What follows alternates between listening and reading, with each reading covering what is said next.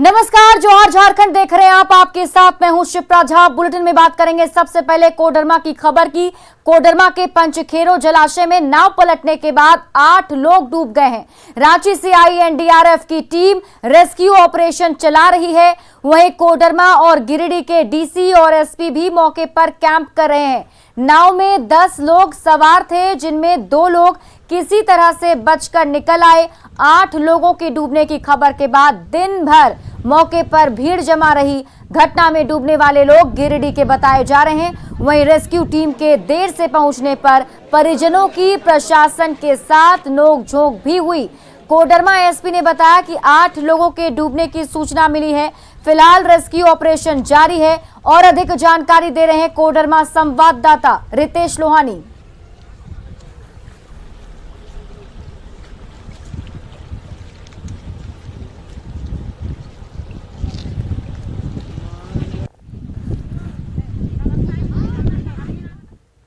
रांची में एक बार फिर एटीएम में पैसा डालने वाले कर्मियों की कारस्तानी सामने आई। रांची के एटीएम में पैसा डालने वाली एजेंसी सीएमएस इन्फो लिमिटेड के 2 कर्मियों पर 1,81,80,900 रुपए के गबन का आरोप है। मामले को लेकर कंपनी के रीजनल ऑपरेशन मैनेजर ने अरगोड़ा थाने में आवेदन दिया। ऑपरेशन मैनेजर ने अपने ही 2 कर्मियों को आरोपी बताते हुए कार्रवाई की मांग की। फिलहाल पुलिस मामले की जांच में जुटी हुई है और तथ्यों को खंगाल रही है।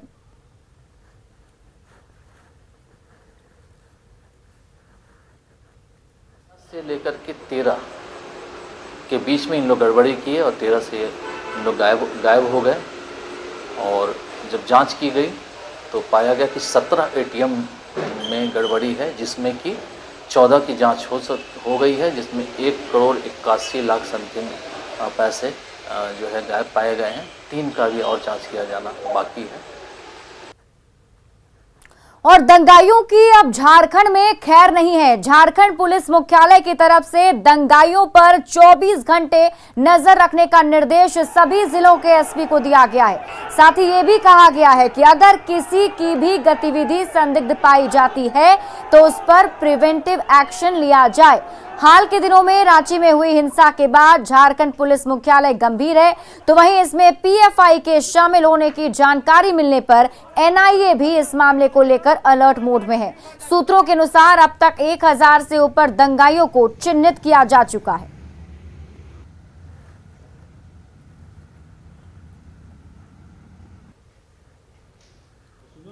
राज्य भर के सभी पुलिस अधीक्षकों को ये दिशा निर्देश दिया गया है कि अपने अपने क्षेत्र में वैसे व्यक्तियों की पहचान करेंगे जो कि जिनकी गतिविधि संदिग्ध है, जिनका पूर्व में इतिहास रहा है, जो कि दंगा भड़काने के या अन्य इस तरीके के जो कार्य है जिसमें वो शामिल रहे हैं, उपद्रवी जो मामले हैं उनमें वो शामिल रहे हो, या शांति व्यवस्था को भंग करने में उनका योगदान रहा हो, उनका कार्य रहा हो, उनकी गतिविधि संदिग्ध रही हो, ऐसे सभी लोगों को चिन्हित करके थानावार उनकी सूची बनाने का दिशा निर्देश दिया गया है। कोडरमा के पंचखेरो जलाशय में नाव पलटने के बाद 8 लोग डूब गए। रांची से आई एनडीआरएफ की टीम रेस्क्यू ऑपरेशन चला रही है। वहीं कोडरमा और गिरिडीह के डीसी और एसपी भी मौके पर पहुंचे हुए हैं, कैंप कर रहे हैं। नाव में 10 लोग सवार थे, जिनमें से बताया जा रहा है कि 2 लोगों ने किसी तरह से अपनी जान बचा ली। 8 लोगों के डूबने की खबर है, जिसके बाद दिन भर मौके पर भीड़ जमा रही। घटना में डूबने वाले लोग गिरिडीह के हैं। वहीं रेस्क्यू टीम के देर से पहुंचने पर परिजनों के साथ प्रशासन की नोक-झोंक भी हुई। फिलहाल रेस्क्यू ऑपरेशन जारी है और अधिक जानकारी दे रहे हैं कोडरमा संवाददाता रितेश लोहानी। कोडरमा स्थित पंचखेरो जलाशय यही है जहां पे अगले सुबह करीब 10 लोग एक लकड़ी के नाव पर इस जलाशय को घूमने के लिए आए थे, जहां एक घटना के बाद लगभग 8 लोग इस जलाशय में डूब गए हैं। कोडरमा जिला और गिरिडीह जिला के वरीय पदाधिकारी से लेकर स्थानीय पदाधिकारी और पुलिस प्रशासन के लोग यहां पर लगातार कैंप किए हुए हैं। आप तस्वीरों के माध्यम से साफ देख सकते हैं। 8 लोग जो डूबे हैं, अधिकतर इसमें बच्चे बताए जा रहे हैं, उनकी रेस्क्यू करने की कोशिश करेंगे। देखिए, ये तो एनडीआरएफ का काम है, उस समय हम लोग नहीं बता सकते, लेकिन हम लोग अपने तरफ से जो व्यवस्था है हम लोग पूरा करके रखे हैं।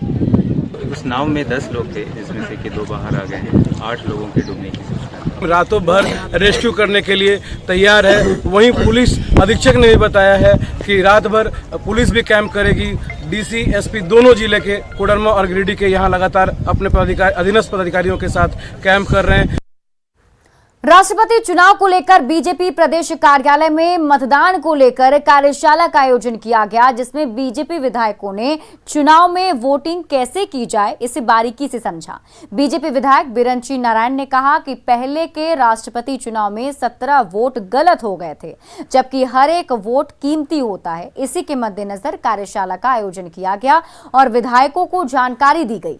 बीजेपी के 26 विधायकों में से 25 विधायक अपने मताधिकार का इस्तेमाल करेंगे, जबकि आजसू के 2 और एनसीपी के 1 विधायक भी बीजेपी के साथ हैं। वहीं एक निर्दलीय विधायक के भी बीजेपी के साथ होने का दावा है। झारखंड से 64 से 65 विधायकों का वोट मिलने की उम्मीद है। किसी से कोई चूक नहीं हो, एक एक चूक भारी पड़ सकती है, इसलिए मॉक ड्रिल हो रहा है। जैसे जहां तक वोट मिलने का सवाल है, कम से कम 65-66 वोट मिलने चाहिए। राष्ट्रपति चुनाव को लेकर झारखंड मुक्ति मोर्चा ने सांसद और विधायक की बैठक बुलाई। बैठक में 2 सांसद और 30 विधायक मौजूद रहे।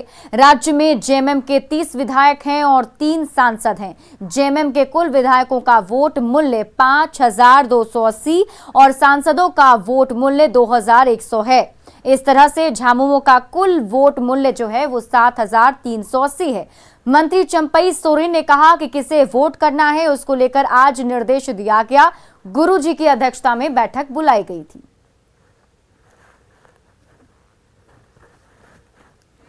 कल का जो है चुनाव, जो पार्टी अध्यक्ष गुरुजी को जो अधिकृत कर दिया गया था और जो निर्णय लिया है किसको देना है, वो आज चाहे हम लोग को उसको सबको आज बीच में उसको सहमत हो गया है। आज तो राष्ट्रपति चुनाव की ही चर्चा हुई पार्लियामेंट में। कल मेरा शपथ ग्रहण भी है और कल मॉनसून सेशन भी स्टार्ट हो रहा है और साथ साथ राष्ट्रपति चुनाव भी है, तो तीनों हम लोग करेंगे।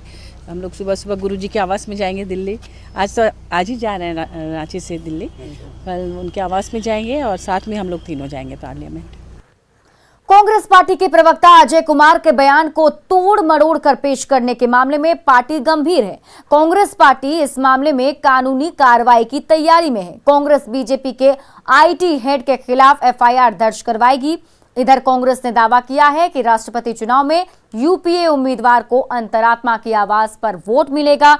बीजेपी के कई विधायक अंतरात्मा की आवाज पर वोट डालने का काम करेंगे। प्रदेश कांग्रेस अध्यक्ष ने कहा कि जयंत सिन्हा को भी अपने पिता को वोट करना चाहिए। लोग गरिमामय पद का चुनाव लड़ रहे हैं और दोनों की अपनी अपनी योग्यता है, उस अनुसार वो चुनाव लड़ रहे हैं। बाकी निर्णय पार्टियों को लेना है। और कुछ लोग जो आदरणीय जसवंत सिन्हा जी ने कहा है कि हम अंतरात्मा की आवाज पर आपसे वोट मांग रहे हैं, तो अब अंतरात्मा की आवाज पर भी लोगों से अपील की गई है वोट देने की, तो वो कल दिखाई देगा। हर घर झंडा कार्यक्रम को लेकर केंद्रीय गृह मंत्री अमित शाह ने सभी राज्यों के मुख्यमंत्रियों के साथ वीडियो कॉन्फ्रेंसिंग के जरिए बैठक की। बैठक में सीएम हेमंत सोरेन ने भी अपने सुझाव रखे। 13 से 15 अगस्त तक हर घर तिरंगा कार्यक्रम के तहत हर घर पर तिरंगा झंडा लगाने का कार्यक्रम है। आजादी के 75वें वर्षगांठ को अनोखे तरीके से मनाने के लिए केंद्र और राज्य सरकार मिलकर काम कर रही है। पूरे ग्रामीण स्तर तक चूंकि ले जाना है ये संदेश, तो मुझे लगता है लगाने के साथ साथ इसमें लोगों की सहभागिता कैसे सुनिश्चित करें, ये भी हमें तय करनी चाहिए। तो इसके लिए जो हमारे ग्रामीण स्तर के जो हमारे मैकेनिज़्म हैं, जो संस्थाएं काम करती हैं, जैसे हमारे महिला समूह वगैरह काम करती हैं, JSLPS हमारे राज्य में काम करती हैं, अलग अलग आंगनबाड़ी सेविका, सहायिका और सारे लोग काम करते हैं। आज कुछ झंडों की उपलब्धता हम उनके माध्यम से भी करेंगे। झारखंड राज्य खाद्य की तरफ से हर जिले में जाकर लोगों की समस्याओं का समाधान किया जा रहा है और इसी के तहत रविवार को राज्य खाद्य आयोग के अध्यक्ष हिमांशु शेखर चौधरी की अगुवाई में एक टीम पलामू पहुंची। टीम में आयोग की सदस्य शबनम परवीन भी शामिल हैं। आयोग की तरफ से पलामू में 3 दिन का कार्यक्रम तय किया गया है, जिसके तहत पंचायत प्रतिनिधियों को खाद्य सुरक्षा कानून की पूरी जानकारी दी जाएगी। साथ ही इसे लेकर जुड़ी शिकायतों का समाधान भी किया जाएगा। आयोग की तरफ से जन सुनवाई का भी कार्यक्रम है, जहां आम लोग भी अपनी समस्या और बातें रख सकते हैं। उनके कामकाज प्रभावित होते हैं तो हम लोगों ने तय ये किया है कि जिलों में जाकर ही सुनवाई की जाए। साथ साथ मुखिया के माध्यम से हर व्यक्ति को ये बताया जाए कि फूड सिक्योरिटी एक्ट क्या है, NFSA है क्या, और उसमें कौन कौन सी योजनाएं हैं, उन योजनाओं में लाभुकों को कितना मिलने का प्रावधान है, और अधिकारी यदि नहीं देते हैं तो वो शिकायत कैसे करें, कहाँ करें। इन बातों को लेकर मुखिया से सीधे संवाद का भी कार्यक्रम है। पिछले 3 दिन में जिले के सभी पंचायत के मुखिया से संवाद किया जाएगा। उसके बाद तीसरे दिन जन सुनवाई का कार्यक्रम रखा गया है। अब हम आपको बता रहे हैं एक ऐसे माँ और बेटे की कहानी, जिसकी माँ भले ही अपने पैरों से चल नहीं सकती, लेकिन अपने बेटे को एक दिन अपने पैरों पर खड़ा होते देखना चाहती है। पीठ पर स्कूल का बस्ता और हाथ में माँ की जिम्मेदारी। यह है 10 साल के प्रकाश और उसकी माँ की कहानी। मांडर से रांची का रास्ता माँ ने बस इसलिए तय किया ताकि इनका बेटा शहर से पढ़कर पुलिस बन सके और अपनी माँ का नाम रोशन कर पाए। माँ सविता देवी ने न्यूज़ 18 से बातचीत में बताया कि उनके लकवा मारते ही सारे परिवार वालों ने उनका साथ छोड़ दिया। फिर उन्होंने बिना हार माने अपने बेटे को अपना सहारा बनाने का ठान लिया। रांची के पीपी कंपाउंड में एक छोटे से कमरे के सविता देवी अपना गुजारा कर रही हैं। 4 पहिया लकड़ी के पटरे पर बेटे के सहारे दिन भर काम मांगने जाती रहती हैं। इधर उधर का काम कर कुछ पैसे कमाती हैं, जिससे बच्चे को स्कूल भेजती हैं।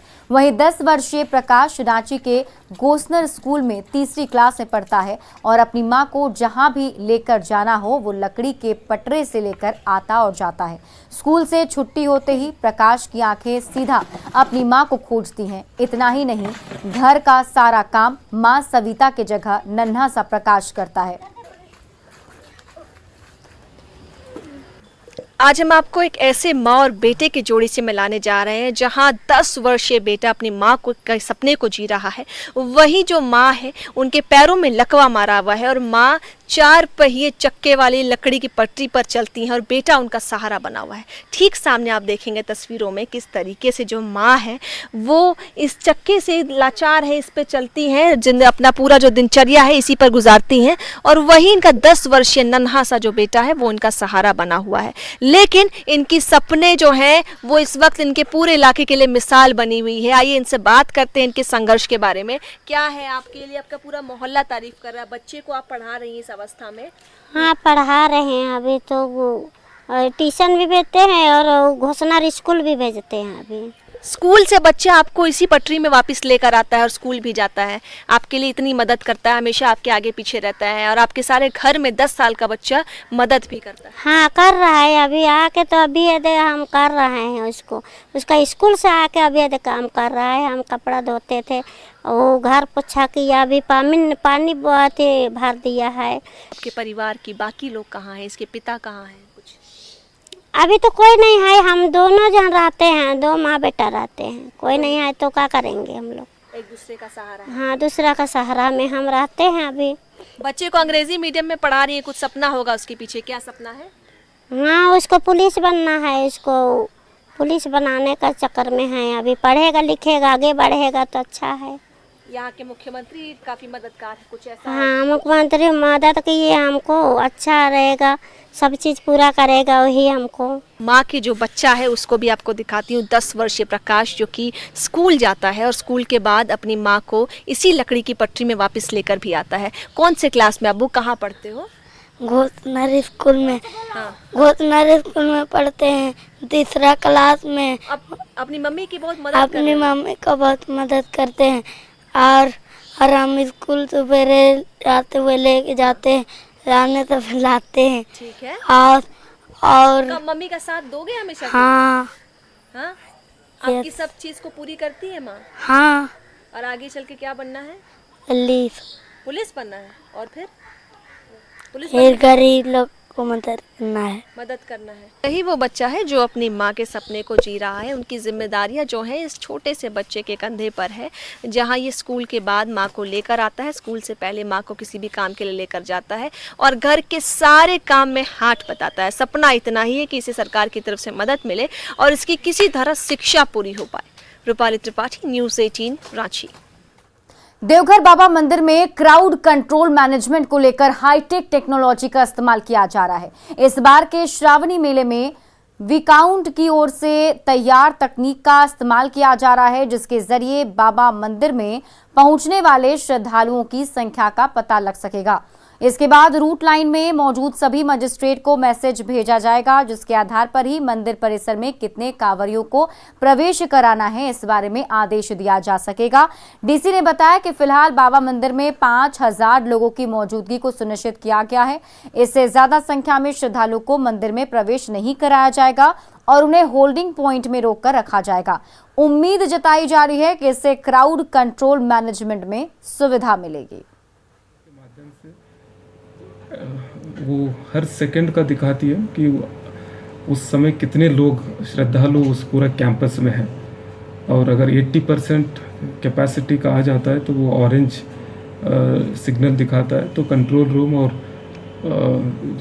वहाँ के बाबा मंदिर के कंट्रोल रूम और इंटीग्रेटेड कंट्रोल रूम जो है वो लोग उस मैसेज को पास ऑन करता है सभी जगह कि ये जहाँ जहाँ होल्डिंग पॉइंट्स है कि अगर 80% के अब हो गए तो थोड़ा वहाँ होल्ड करने के लिए, जब यहाँ कम हो जाएगा तब छोड़ने के लिए।